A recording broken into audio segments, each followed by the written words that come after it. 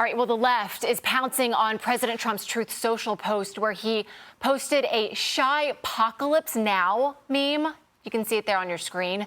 News outlets like the New York Times, Axios, and ABC are fear-mongering with headlines implying Trump is going to war with Chicago. So, Guy, we've been tracking this meme that's been circulating now for the better part of the weekend. Just what are your thoughts to the meme and the reaction to it? Same old song. How many times have we seen this? Trump does something intentionally provocative in a meme, and then the media goes crazy over it. Then we're talking about it. I think what's most important is focusing on the actual policy here. Because as you were mentioning in the open to this segment, a lot of those protesters in Chicago are out there calling for the abolishment of ICE. Right? This is not some sort of nuanced position about the balance of power between the state and local governments versus the President of the United States and what the proper role is for the National Guard. These people are calling to abolish the law enforcement agency in charge with enforcing our immigration laws internally. So these are anti-enforcement radicals. These are pro-illegal immigration radicals. They should be talked about as such. They should be treated as such. And I think if the National Guard comes in, we mentioned this last night on the show as well, the role that they might actually have to play is protecting the ICE agents who might go in and start doing these raids in Chicago, because as we saw in Los Angeles and elsewhere, people are attacking the ICE agents, the men and women, bravely just doing their duty, doing their job. Violence is being targeted at them. And what Trump is saying is if these state and local Democrats, let's be honest, aren't going to protect federal assets and allow it to be basically open season on our men and women of ICE, then there will be people there to protect them. That would be appropriate. And Lisa, I was taking a look at what J.B. Pritzker, who's the governor of Illinois, obviously where Chicago is, and what his reactions were to the meme and just generally the ICE presence there in Chicago. And he's saying that President Trump is, quote, threatening to go to war with an American city. Is that responsible? Is that a responsible way of talking about what's unfolding in his state?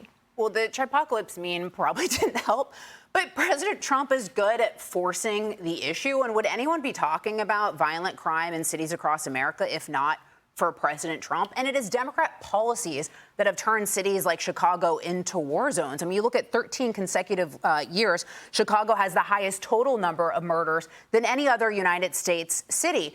And I will tell you, these people, it's not just statistics. I mean, you look at over Labor Day weekend alone, nearly 60 shot, 8 to 9 killed, depending on the reports. Look, Gianno Caldwell here at Fox News is one of my best friends.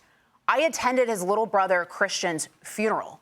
18 years old. I'll tell you, nothing prepares you to see an 18-year-old in a casket, murdered, gone too soon, and then to see other young people mourning the loss of someone so incredibly young. So my question is, how did Democrats and when did Democrats become so desensitized to the loss of human life? It's a really good question, and I really admire what Gianno is doing to remember the life of his little brother and raising awareness about violence in the city and how to fight it responsibly. Jason, I want to come to you about D.C. Mayor Muriel Bowser, because I thought it was really interesting, her reaction to the deployment of National Guard in D.C. Mind you, D.C. a bit different from Chicago in that D.C. is not a state, not a city. So President Trump has more authority to send the National Guard in there. So she can't.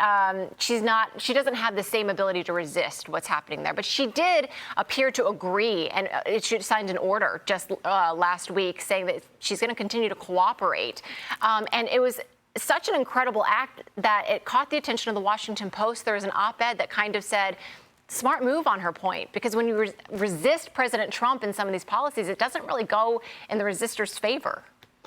First, Illinois. It is infuriating that the governor and the mayor are going to fight the idea that they're going to protect their citizens. The fundamental role of your government is to protect you against harm and mayhem. You're talking about drug cartels, gangbangers, people that are here illegally, people that are committing murders. Where's the outrage? Why don't these people ever go to the streets? Why don't we ever see the political leaders supporting law enforcement and going out there saying we have people shot? There shouldn't be one person shot. There shouldn't be one person killed. Instead, what do? They go to the mat to protect somebody who's here illegally using a gun, killing people. That's where their heart is. That's where their passion is. And that's why the overwhelming majority of America is with Donald Trump. The people that don't go to the streets in Illinois because they're good law-abiding citizens. They care and love about their flag and they love their state. And they are sick and tired of the violence. It's just become norm there. They just kind of walk around saying, oh, this is the status quo. I think Muriel Bowser in Washington, D.C. is learning a valuable lesson, and she's taken it, which is, guess what? The people actually can walk down the street. They can walk their dog at 8:30 at night and not fear that they're... I was down in the Navy Yard in Washington, D.C. earlier this week. There were 30 National Guard and local police, Capitol Hill police, local Metro police, and it felt safe. I could walk down to CVS. Couldn't do that a couple weeks ago. So thanks to Donald Trump, he's making it safer. That's what America signed up for. That's why Donald Trump won. And that's where the passion of this country is. You know, safety. Lydia, one other quick point I think is really interesting. There's a writer at redstate.com who goes by Bonchi, and he had an interesting idea, which was to say maybe instead of or in addition to deploying the National Guard to some of these blue cities and blue states, what about also sending National Guards or guardsmen into red states and blue cities with crime problems, with the assistance and support of those Republican governors, where then it's clearly completely legal and you can show what actual cooperation looks like and the outcomes that you can achieve, as opposed to fighting and resistance from the left-wing governors. I think that's a really interesting idea. It's like a great Louisiana, idea. Governor Landry, that's what he wants to do. Took the words right out of my mouth. Yes, so we'll follow that. I think we might talk about that coming up. But meanwhile, we're going to talk about Georgia up next right now. ICE conducted a massive raid at a Hyundai plant on Thursday, arresting 475 illegal aliens. Most of them were South Korean nationals, and their government is not pleased.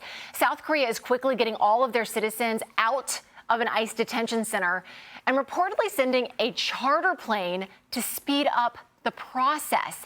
South Korea's chief of staff released a statement today saying they'll pay close attention to their citizens' residency statute in the U.S. going forward, so this doesn't happen again. Jason, this is a really interesting story because evidently the initial warrant was to search for 5 illegal migrants that I think were of Hispanic origin. And then they go in there and they find hundreds of South Korean illegal migrants. This is also coming as Hyundai, a South Korean company, has pledged to invest billions of dollars into a plant in a nearby state. So it's kind of just these two Trump policies, investing here in the United States, but also deporting illegal migrants, are kind of coming to a head in this one situation. Hey, that's law enforcement in the United States working in the right direction. South Korea is a great ally. We have literally tens of thousands of troops and people and assets in South Korea as part of our overall global security.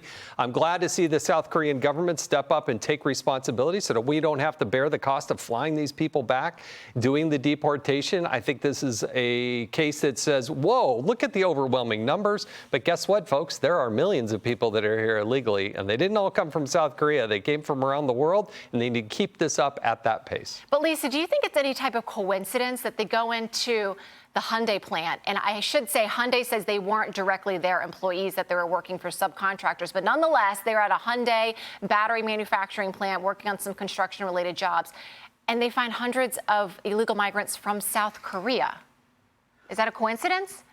No, probably not. But, look, I think if you're here illegally, you've got to go, And what we saw under the previous administration is that he was padding the jobs numbers with both foreign-born as well as with government workers as well. And there was an interesting interview on NBC with Treasury Secretary Scott Bessent. And he had talked about, look, the new jobs are going to either native-born or legal Americans. And most of the jobs under the Biden administration went to aliens. Which was an interesting point to make, and both a truthful point as well. So I think we see a president now both cracking down on illegal aliens and then also trying to make sure that our jobs in the United States are going towards American citizens. Yeah, and Guy, it's kind of refreshing to see another country saying, you know what?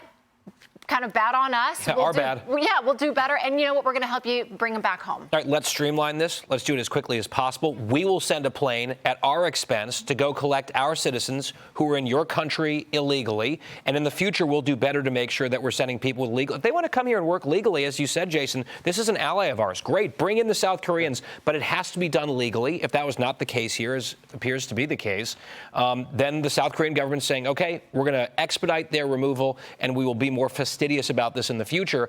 It strikes me as a foreign government being much more cooperative with U.S. immigration laws than a lot of the Democrats who are elected in this country who've sworn an oath to defend this country. Great point. Hey, it's Will Kane. Click here to subscribe to the Fox News channel on YouTube. It's the best way to get our latest interviews and highlights. And click to subscribe to the Will Kane podcast for full episodes right now.